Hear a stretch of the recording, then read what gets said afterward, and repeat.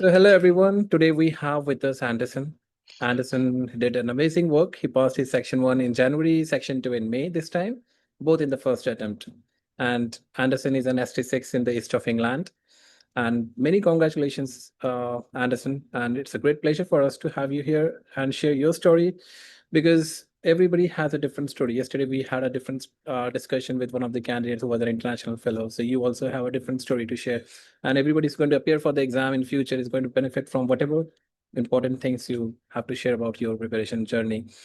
So many congratulations, Anderson. And Thank we'd you. like to hear from you about your a little bit about yourself and then about your preparation strategy. Absolutely. So thanks for having me here. So in terms of myself, I'm an East of England trainee. Started ST training in 2022. Prior to that, I was a non-training registrar, and prior to that, I was back home in Nigeria, also in surgical training. Um, I think obviously, first thing to say is. Uh, I think the best approach, and this was my approach, was to begin to think of the exam from the very first day I started training. Right. So it was really helpful because some people have the strategy of being able to sort of do some crash reading. I am more of a, I take it slowly and I imbibe the concepts. So I can almost say I was preparing for the exam from the first day I started training, to be honest. And but obviously you then intensify months before. So I reckon proper preparation started about 3 to 4 months prior to part one, and then carried on until part two in May. So Right. that's I kind of think the timeline. that's a very important thing. You start thinking earlier, you start accepting everything that you see around yourself, and you can process everything where like you can build concepts much earlier. That definitely helps you in your exam. So you don't get too much thing to study before your exam. So Yes. when did you actually start your full-fledged exam preparation? Like you when you were ST5 or before that? So full-fledged exam preparation I would say started in September last year. So Okay. I was finishing ST5. So I would say September/October last year was like full-fledged Okay. exam mode. Basically, that's the time you tell the family like Right. I'm in Once you exam start, mode. once you register for the exam, I think you imbibe all the. It gets real. It gets real. And to be fair, the exam registration was in September. Absolutely. Right. So once you've paid for that exam, you sort of go like, Right. okay, fine, this is Then real the now. date is fixed. Now you have a timeline. So Exactly. how would you do the time management? Like you started in September and till December. Like what was your strategy during the section 1 preparation? Absolutely. So for me, the strategy for section one, and this is what I tell anyone who asks me, it's nice to think about it as as a nice and neat way to do it, i.e., I would do a bit of reading first, get a bit of knowledge first, and then do the MCQs first. My approach was a bit different because I've got a family. Many of us doing this Right. exam have all got families. So for me, I didn't have the luxury of going knowledge first. And by the way, I've been prepping slowly up till that point anyway. So the moment I started doing MCQs whilst reading as well. So that gave me time to go through quite a lot of question banks. There were at least three online question banks, total of over 5,000 questions, with some book After. question banks as well. So you do that alongside the reading is really, I think that was a game changer for me for part A. And also time management, which was the other question you asked. People struggle with time, especially if you're working and prepping for this exam. My theory is if you aim to do at least 2.5 hours every single day, you should be fine. And those 2.5 hours don't have to happen together. Right. Um, Being able to do a bit of reading while you're waiting for a case, do a few questions while the anesthetist is putting your patient to sleep. And the online question banks were a massive help in that regard. So I could do questions on my phone while I'm sat in theater, next to theater, just waiting for the patient. And cumulatively, you easily make up 2.5 hours a day. And on my commutes, I was doing audio reading as well. So, in the end, you easily max out 2.5 hours every single day. And Right. So you don't I have think, in my to opinion, that should help. stress yourself with a lot of lot of reading throughout the day. You can just solve a few questions and read the topics related to the question. I think Exactly. the one important point that you said is solving questions is very important alongside reading, because I find many Yes. people, they believe that, first they will complete the whole reading and then they start solving the questions, and this actually delays your MCQ solving. That's also a skill. You need to learn the Yes. skill of solving the questions and eliminating the option. Yes. And when you do alongside Exactly. reading, it helps you in building the skills also. And maybe some points which are there in the MCQs you might have overlooked while reading. So it helps, Yes. emphasizing those points which are actually important for your exam. The MCQs will never get repeated, what you do in the books, what you do in the online Yes. platforms, but it gives you an idea of, what important points you are missing from that topic. So, did you make notes also while you were reading or while you were solving the questions, or was it just, from the textbooks only? Yeah. So I'm a bit different in my approach. So I learn a lot by visuals and by listening. So if you look at my notes are a bit odd. They're a bit weird. Okay. I have a lot of strange diagrams which I make up. I Absolutely. have a lot of mnemonics which I make up. And those things matter to me. So I've got quite a lot of notes, but if I handed my notes to someone else, they might not be so Never, useful. never. Nobody will understand But anybody's notes. It's very difficult to e- understand. e- exactly. But yeah, I made lots of notes and they were massively, massively helpful. I think the notes gives you a visual impression, which you said very important, because when you go to the exam hall, you are seeing a question in front of you. The only thing that comes to your mind at that time is that page where you have drawn the diagram or where you have written down Exactly. the points in maybe in different color. And I know this sounds quite, we used to do this way earlier in our training, but this exam requires you to go back to your earlier days and, Basics. yeah, go Yes. back to your basics and use those fundamentals in of preparation. It's very important. So, what books? Because that's always a confusion. Did you read the new edition of Oxford? And if No, no. That's interesting. No, but I read the old edition, which is what I had, and I'd been reading that for the longest, and all my diagrams were in there. So like there was no way I was letting that go. Just barely months to the exam. So right, so my way of staying up to date then was to then read the guidelines as well. So that was kind of my way of updating the knowledge. But to be honest, the basics remain the basics and they uh, hardly change. But obviously, new evidence, some new management, and you sort of know where they are when you look at the guidelines. So yes, so Oxford was extremely useful. The book by Jack Doherty, the books by Jack Doherty were also quite useful. MCQ wise, the book by Rafik and Rafik were good for me as well, especially on the go, especially on the go. okay, that's great. That's great. So, how much time is optimum? Like, if somebody is planning to appear in 3 months, do you think that's an ideal time somebody should devote for section one? Yeah, so I'll answer that question in two ways. In fact, I had this discussion before I started full prep. So the answer differs depending on whether you've been reading prior or not. Right. If you've formed a baseline of reading over the years and you have a good foundation, 3 months is okay. But if you're reading straight off the bat, unless you are extremely brilliant with a photographic memory, I wouldn't advise it. I would Right. advise definitely more time, 6 months at most. But if you've got the like reading behind, if you've got some good foundation, then yeah, three Right. months If is you good. have a good foundation, then 3 months is okay. Right. So, did you ever have to go back to Campbell and read the Campbell as well? Because it consists lots of literature and a lot of basic concepts there. Yeah, so I found Campbell very wordy, to be honest. I found it had loads of words. So rather than read Campbell, I'll tell you for free, I used a lot of AI for this exam. So what I did was because Campbell will go into granular detail about everything, which is great. But sometimes you don't need all of that detail. So you need to get to the heart of the matter, and then you might need to work your way back. So sometimes I use an AI summary to look at everything, and then I go over to something like Oxford.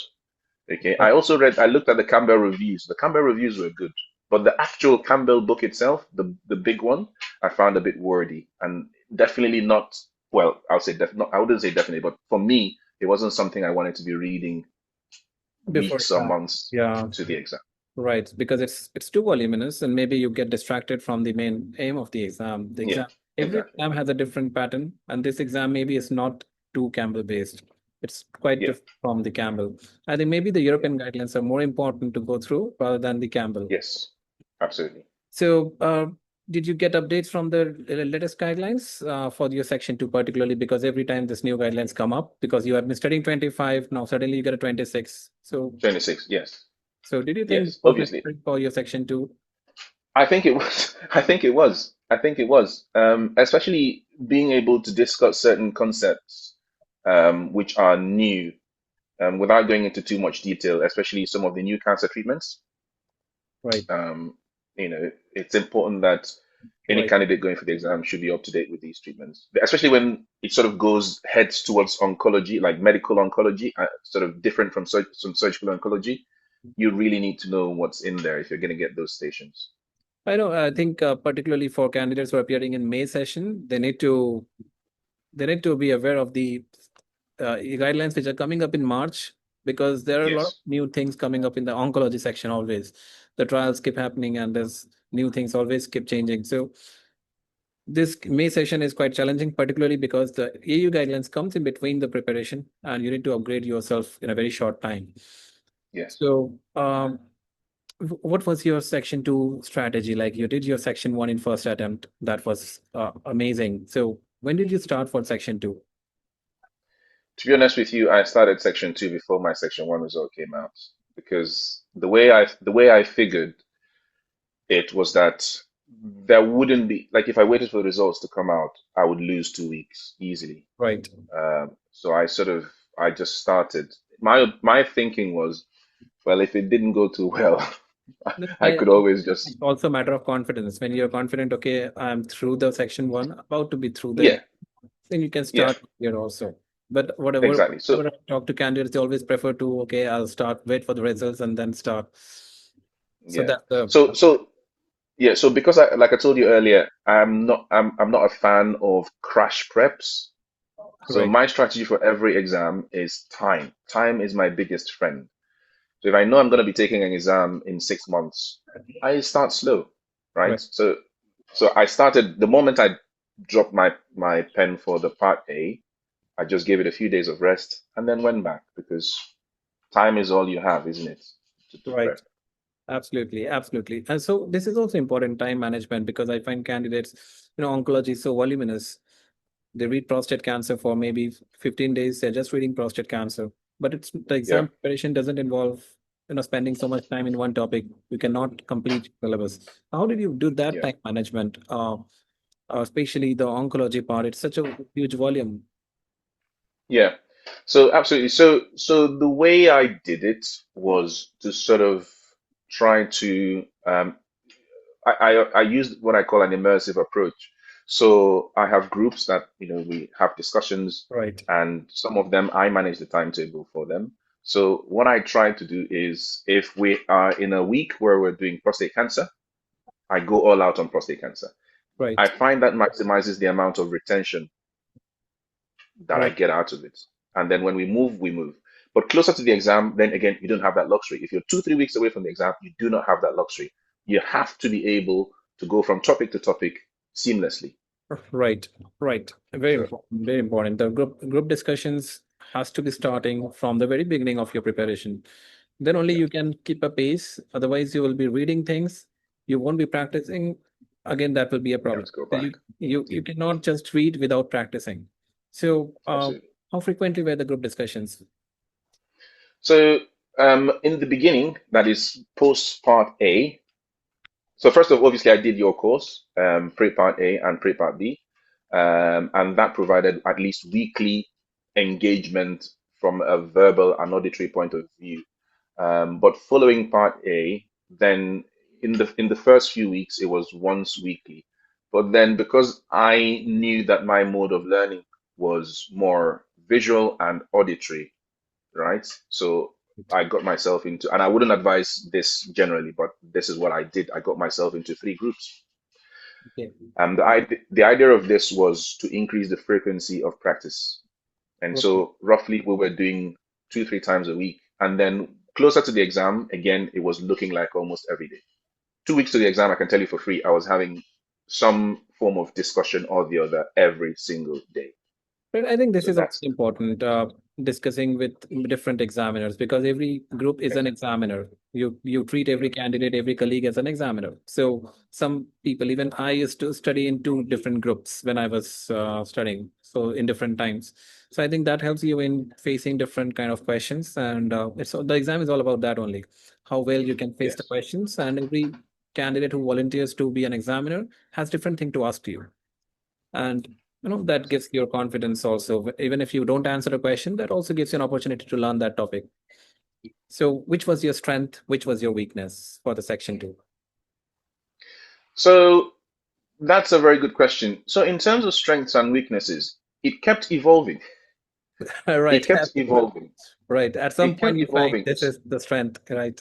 Do you know what I mean? Exactly. So sometimes you think, oh, I'm so good at X. And then, oh, my word, I thought I knew a lot. Now I have to go back and read a bit more. And so it kept on that way. But the only thing I will say is before the day of the exam, you can't afford to have strengths and weaknesses. Even if they exist, you have to get yourself into the mind space that you are confident to get in and answer whatever is put in front of you. You don't have the luxury of going, it's Right. PEDS, I'll just fail this one. You don't have that luxury. Right. Right. Did you get the exhaust trophy scenario in the mock viva before exam? Yes, yes, Oh yes. my So God. exactly. I So thought, exactly. yeah, So I just thought about that. Yeah. So what was your experience? Did it affect your confidence? I'm very sorry for that.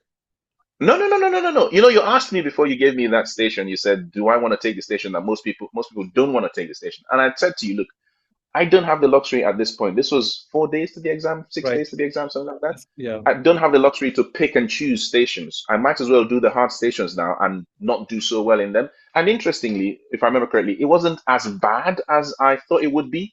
And then obviously I learned a lot from that. So, and I think the most important thing which I learned was not even the content of the station itself. It was how to manage stations where you think you're not doing so well, Right, absolutely. When you how to don't keep know your confidence. anything, right? When you don't know anything for the station, or when you are not revised something, when you have heard about it, definitely, you won't get any topic in the exam that you haven't heard about anything. You definitely know about it. Exactly. Maybe you haven't revised it. You don't know the name of the surgeon who is like the named surgeries behind it. You may not know the exact chemotherapy drugs behind the scenario. So, but you will be able to know the basics of it, and sometimes the examiners want you to say the basics only, how you handle the question Yes. without becoming nervous. So all those things also give you some score. So did you Yeah. face any station in your exam absolutely like this, the one like we discussed in the mock exams? Let me think. Not really, but there were not really, but there were one or two stations that had a curveball to them, like Okay. a massive curveball, where you're thinking, right, the station is going this way, this way, this way, this way. Next thing, you get whooped left wing by an entirely different direction of travel. Okay. Does it happen in functional or in emergencies? So for me, this happened. Let me see. So for me, I got a curveball in PEDS, I got a curveball in functional, I got a curveball in tech. Technology, yeah. You I know, was about to say yeah, that. there was a massive curveball in tech as well. So, but the thing, so I had almost an out of body experience watching myself in those stations. I saw myself pause for a couple of seconds to reset the entire thing to be able to progress in the station. You Right, can't just keep going. You can't. right, right. Definitely. You'll miss it. It's a very important message that when you're able to recognize that you may fall in trouble with your next question, with the next answer that you say, take a pause. Yeah, Take a pause, rephrase yourself, or maybe just understand. Okay, so this understanding is also important, that the scenario is changing into a different direction. You don't absolutely. understand at the right time, you are trapped. You cannot go Yes. back. Even if you go back, you're probably not getting that marks which you might have got the other way. So a very important message, Anderson. Whatever we are discussing, I think we discuss with different candidates, but these things are absolutely new. We have never touched upon these things. Mm. So what would you suggest for section 2? What should a candidate do for the upcoming November exam? So it's almost 5, 6 left. Well, so to be honest, I wouldn't talk too much about the reading bits. As far as I'm concerned, if anyone is sort of registering for this exam, reading is not new to you. People already have the strategies with which they pass exams. This is what we do as medics, isn't it? We take exams. But I think the other aspects which are less talked about are everything else that you have to do to get yourself mentally to the point where you are confident to take on this exam. Because in fact, one of the things that was very useful for me when we did the mock was I discovered, because I was a Friday candidate. I was a Wednesday candidate. Yeah, And that meant my exam was going to last from afternoon straight into the evening, literally with minimum breaks, right? And I only found out that I would struggle with fatigue in the final stations only because I did the mock with you. right, right. Okay, but knowing that that was going to be a problem meant I then knew to rehydrate myself, have something to eat, something with sugar in it, before I hit those last few Absolutely. stations. Absolutely. This is even I always say candidates to face the reality before you actually face it on the exam day. It's very Mm, important that you give that dedicated 4 hours or 5 hours straight mock exam like you actually going to face on the exam day. That's yeah. actually going to because I find after taking around 15 mocks this time, I realized that second half what you said is not just your problem. It happens with many candidates.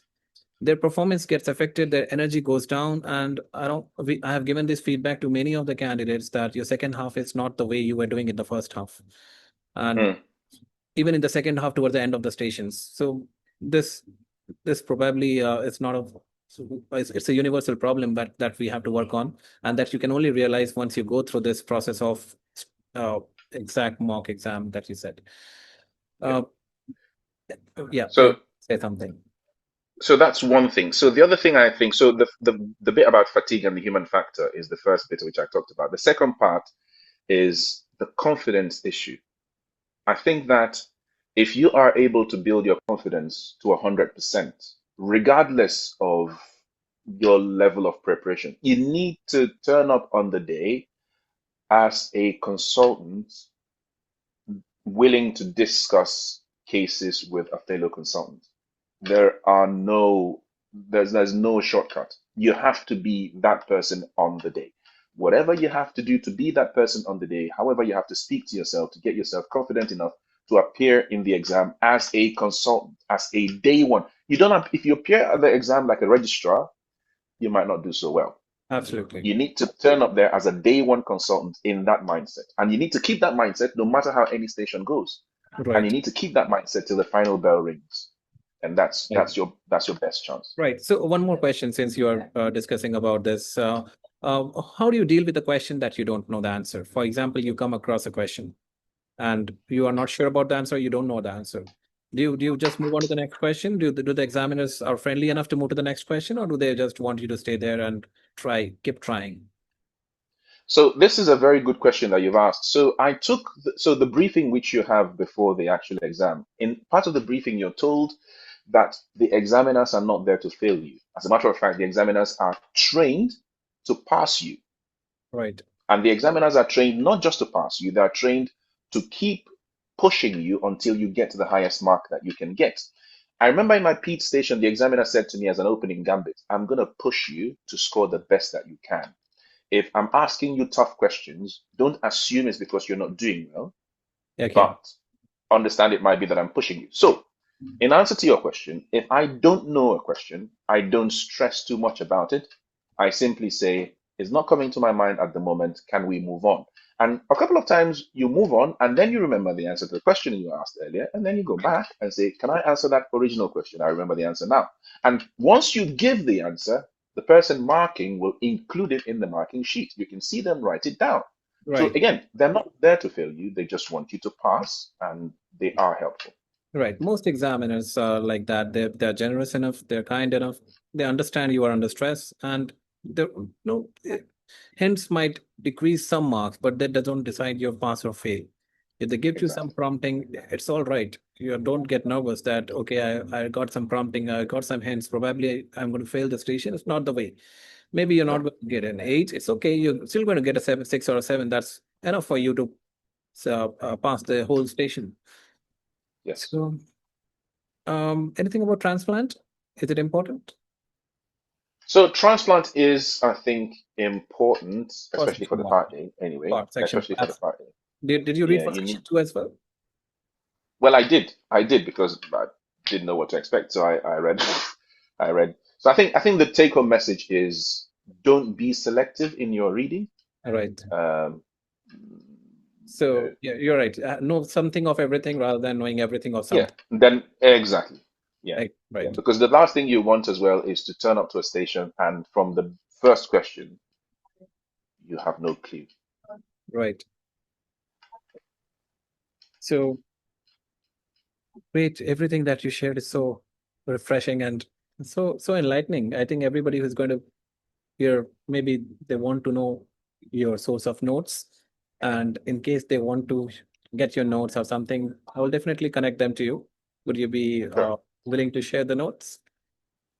Sure. I mean, they are like I said, they're handwritten notes. I don't know how much useful Yeah, they will I know. be, Even my but notes, which I keep sharing, I don't think people understand, but they are satisfied. Okay, we have something at least to go through it. I don't know whether my people are able to decipher my notes. They don't understand my notes. Just it's tables. It's one over the other. Percentages are written yeah, there, so it's only I can exactly. understand them. Only the mnemonics which I made, I can understand them.